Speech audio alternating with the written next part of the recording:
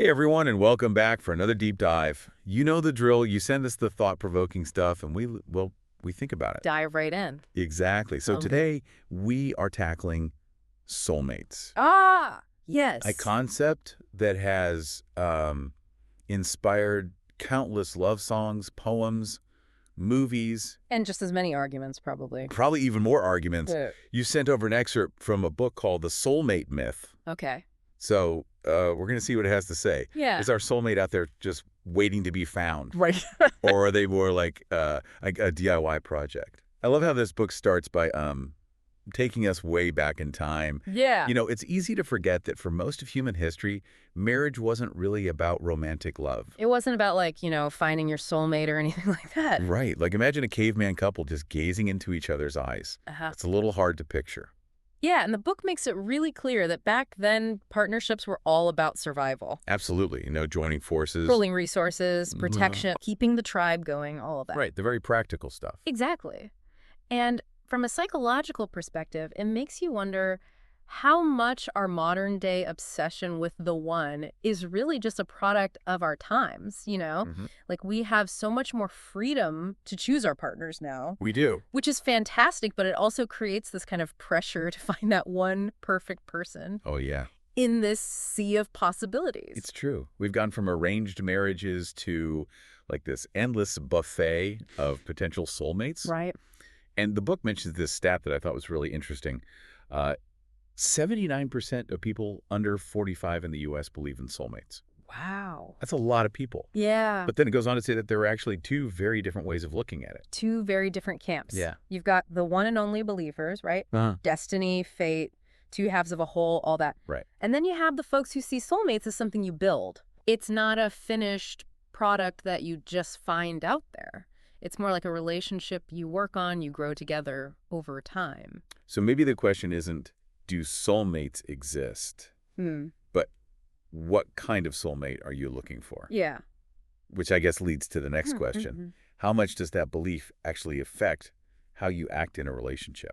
That's where the soulmate myth gets really interesting. Okay. And practical, because it argues that if you're convinced there's only one person out there for you, you might be quicker to just give up when things get tough. I can see that. It's like every challenge is proof that this isn't the one after all. Yeah. And you just need to keep searching. Next. Whereas if you believe that soulmates are more about effort and growth, then you might actually see those challenges as opportunities, right? Exactly. It becomes like, okay, this is tough, Uh-huh.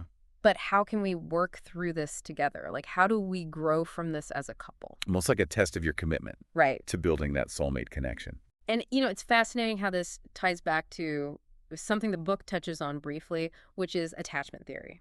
Okay. It's this idea that our early experiences, especially the ones we have with our caregivers, can really shape how we approach relationships later on. That makes sense. Like, if someone has what's called an anxious attachment style, they might be more prone to those, is this the one, doubts that the book talks about. So even when we think we're choosing our partners based on this, like, pure, unadulterated love, Right. there might be all this subconscious stuff going on Absolutely. that we don't even realize. We might be drawn to people who fit a certain pattern, even if that pattern isn't necessarily healthy for us. Right. And the book has some really great examples of how this plays out in real life. It does. Like, let's say you grew up with a parent who always withdrew emotionally during arguments. Okay. You might end up doing the same thing in your relationships, even if you swore you'd never be like that. Even if you consciously think, I'm never going to be like my mom or my dad. Right. It's like these patterns get encoded in our relationship DNA. Yeah, I can feel that way sometimes. So what's the solution? Like, what's the antidote to this? It seems like the soulmate myth is all about facing those issues head on, It is. not just running away. It's about saying, okay, this is a pattern I have. Right. Let me acknowledge it, let me understand it, and let me work through it. But how do you actually do that? That's the big question. Well, that's where the book gets a little less, like, myth-busting and a little more self-help. Okay, I'm intrigued. It dives into these 5 key strategies for building a strong relationship, whether you believe in the whole soulmate thing or not. Okay, so give me the goods. What are these magical relationship-boosting secrets? Okay, well, they're not exactly magical, Okay. but they are things that we tend to forget or overlook when we're caught up in, the soulmate fantasy. So, first and foremost, open communication. That's a good one. Yeah. But it goes beyond just talking more. Yeah. It does. It's about creating a space where both partners feel heard and respected, Even when you disagree, especially when you disagree. which can be tough. It can be very tough. What else? Showing appreciation, and not just for, like, the big things. Okay. You know? Like, you got me this great gift for my birthday. Right. It's about noticing those small, everyday gestures. Right.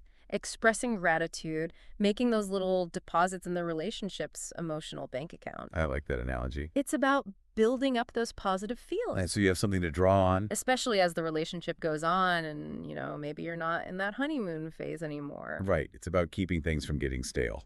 Exactly. Then we have respect. Now, that seems pretty obvious, right? Yeah. But it's about more than just being polite. Okay. It's about truly valuing your partner's opinions, Uh-huh. even when you don't agree with them. Even when you're like, what? It's about recognizing that they are their own person Right. with their own needs and dreams. They're not just an extension of you. Exactly. So it's not about becoming a clone of each other, No. but finding that balance between we and me. Yes, very much so. Okay, so what are the last two strategies on the list? Prioritizing the relationship. Okay. Now, that doesn't have to mean like grand gestures. Right. It's about making time for each other, Oh. making sure you're still having those meaningful conversations, Okay. choosing to actually nurture the connection, Right. even when life gets busy. Because it does get busy. It always does, right? It's like, well, if you believe you found your soulmate, wouldn't you put in the effort to make sure that bond stays strong? Right, you would. It's almost like you're proving your belief Uh-huh. through your actions. That's a great way to put it. And then finally, probably the most important one, and maybe the one we overlook most often, Being kind. being kind and loving. Uh-huh. Like, isn't that a given in a relationship?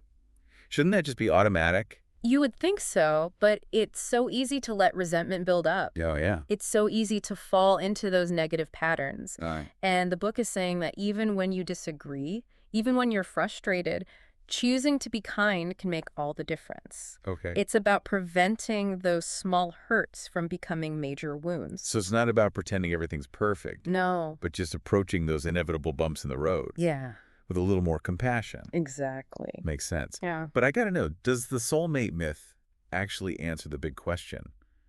Are soulmates destiny? Wow. Or do we create them? Or does it just leave us hanging? It doesn't come right out and say yes or no. It doesn't give you a definitive yes or no. Okay. But it definitely leans towards the idea that soulmates are, at least in part, something we design. Interesting. It doesn't dismiss the importance of that initial attraction or Right. that feeling of connection you get. Right. But it's acknowledging that to make a relationship last, you got to put in some effort. It's that difference between falling in love and staying in love. Exactly. That falling part. Yeah. That can feel like magic, destiny, all that. Uh-huh. But staying in love, that's where the work comes in. Yeah. Right? Yeah. That's where you got to use those 5 strategies Put them into practice. every single day. And I think that can be such an empowering message. Right. Because if you're just sitting around waiting for the universe to deliver your soulmate, you might be waiting a long time. It's true. But if you see a soulmate as a partnership you build, you nurture, you co-create, then you get to take control. So maybe even if there's some truth to this whole idea of picking the wrong person, Okay. maybe the real issue is that we just stop trying to make it work. Mm. Or maybe we just never learned how to do that in the first place. And that actually connects back to what the book was saying about childhood experiences. Oh, right. If you didn't see healthy communication or conflict resolution growing up, Yeah. you might not have the skills to do that in your own relationships. And that's where those 5 strategies can really help. Exactly. But let's be real, they sound a lot easier on paper than they are in real life. Well, for sure. Like open communication. Yeah. That's great in theory. Uh-huh. But what if one person just doesn't like to talk that much? Right. What if they're more closed off? Yeah. Or what if you both have totally different communication styles? That's where it gets tough. Yeah. But the book acknowledges that it's not about trying to make every couple communicate in the same way. Right. It's about finding what works for you. Right. Right. But it does have some communication exercises, like active listening techniques, Interesting. or learning to express your needs in a way that doesn't sound like you're blaming the other person. So it gives you actual tools to use, Right. It's not just vague advice. not just talk more. No, because that can actually make things worse. So true. Yeah. And what about that whole prioritizing the relationship thing? Yes. Because we all have jobs and kids and family obligations. Right. How are you supposed to make the relationship a priority when life is just this constant juggling act? I mean, that's real life. It is. The book gets that. Okay. It's not about dropping everything else. Right. It's about making sure your relationship doesn't get lost in the chaos. I Like see. maybe you schedule a regular date night, Oh. even if it's just 30 minutes to have coffee and talk without your phones. So little things can make a difference. Yeah, it's about those small gestures. I'm curious, though, does the soulmate myth get into those really deep issues that some couples face? What if it's more than just communication problems or being busy? Okay. What if they're like trust issues or infidelity? Those are big ones. Can you really come back from stuff like that? That's a hard question. And honestly, I think it would be irresponsible for any book to give you a simple answer for that kind of stuff. Right. It's complicated. It's So what does the soulmate myth say? Well, it really emphasizes the importance of getting professional help when you need it. Okay. It recognizes that sometimes you need a therapist Yeah. to help you work through those deeper wounds. So it's not about having all the answers yourself, No, but knowing when to reach out for help. exactly. Because sometimes our pride gets in the way, or we're afraid of what people will think. And that can stop people from getting the support they need. Yeah, it's important to remember that there's no shame in asking for help. You said earlier that this book leans towards soulmates being designed rather than destined. Yeah. But does it, totally rule out the possibility of that instant, undeniable connection? No, not completely. Okay, good, because I think we've all heard those stories. Yeah. Where two people meet and it's like, bam, they just know. Right. Love at first sight. Exactly. So what does the book say about that? Well, there's a whole section about the science of attraction. Okay. Those sparks that fly when you meet someone and they just get you. I like it. It talks about pheromones and shared values. Oh, yeah. Even things like body language and how that can create a sense of instant rapport. So there's some biology involved. There is. But then how do you go from that initial spark to a fire that keeps burning? Right. Is it all effort? Or is there something more?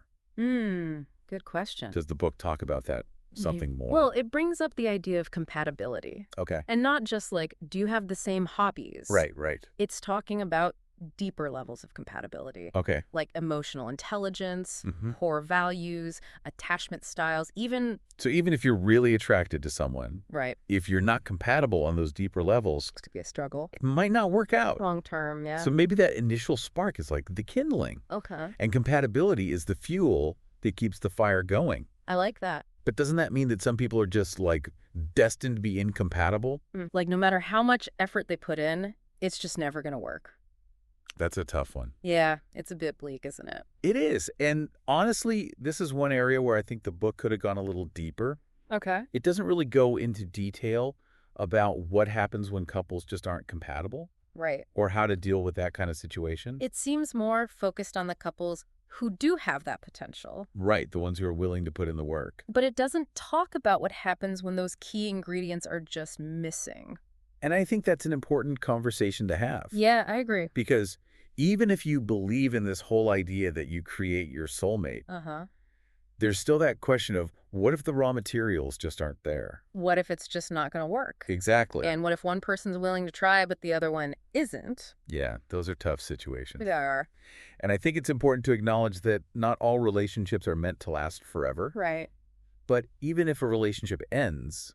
It doesn't mean it was a waste of time. Oh, absolutely not. You learn from every experience. Well, you do. You grow, and hopefully you take those lessons into your next relationship. I love that. It takes the pressure off finding the one. It does. And it's more about the journey, growing and learning about yourself. And who knows? Yeah. Maybe those experiences, even the tough ones, are what help us become the people we need to be. Right. So we can eventually find that truly fulfilling, lasting love. It's all part of the process. So maybe those past relationships weren't wrong choices. They were just stepping stones. Yeah. Leading us to something even better. You got it.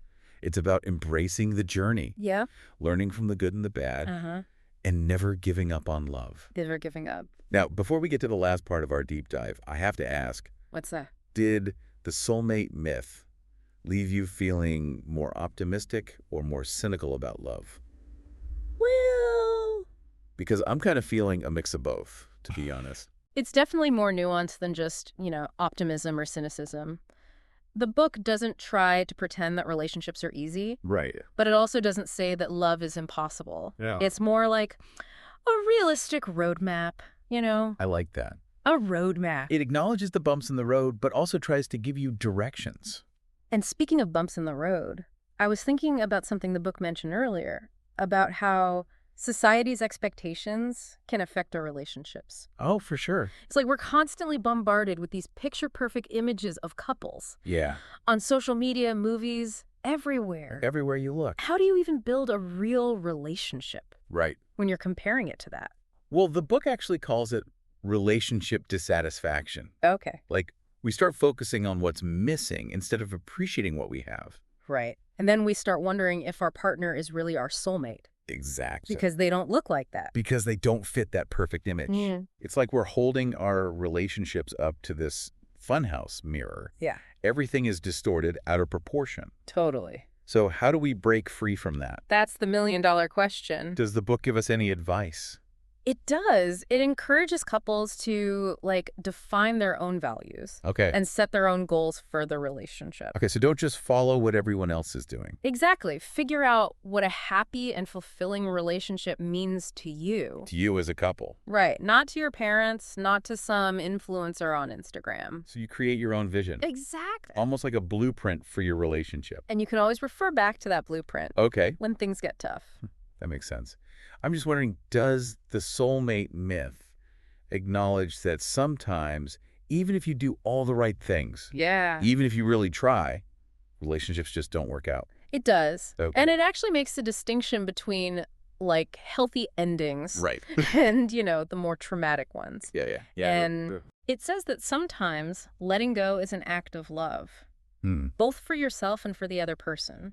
Because sometimes two people can love each other, Yeah. but they're just growing in different directions. It happens. That's a good point. Sometimes the most soulmate thing you can do is let go.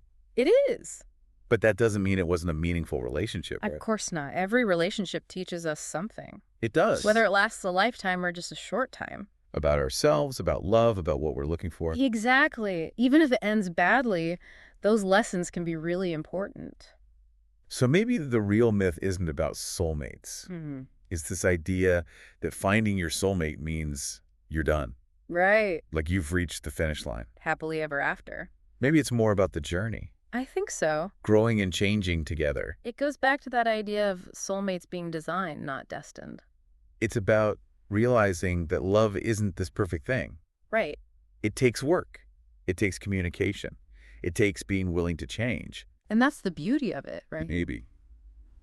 Embracing the imperfections, Yeah. the ups and downs, the messiness of it all. And maybe that's where the real magic is? Not some fairy tale. It's two people choosing each other day after day. Through good times and bad. Exactly. So I think the soulmate myth leaves us with a really powerful message. What's that? Whether you believe in soulmates or not, love is a choice. A choice you make every single day. It's in those little choices, those small acts of kindness, and those conversations. And showing up for each other. That's how we build the relationships that truly matter. So no matter what you believe about soulmates, it sounds like we all have the power to create those meaningful connections. We do.